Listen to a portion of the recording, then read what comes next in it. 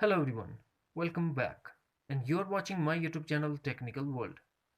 Today in this video I'm going to show you how to fix Airpods microphone not working on iPhone and iPad. Before start, please don't forget to subscribe and also press the bell icon for latest video notifications. Let's start the solutions. Solution number 1. Go to settings, tap on Bluetooth. Now tap on I symbol in front of your connected Airpods. After that, tap on Forget this device. Next, tap again Forget device.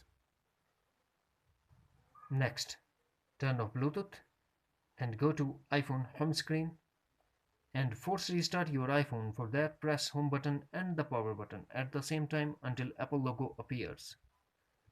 After the force restart, same goes to settings. Tap on Bluetooth, turn on Bluetooth and reconnect AirPods. After reconnecting the AirPods, if you're still facing the same issue, then we go for settings, tap on Bluetooth. Now tap on I symbol in front of your connected AirPods.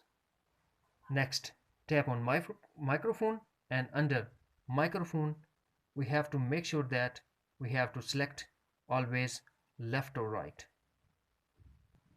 Select AirPod, left or right. That's it.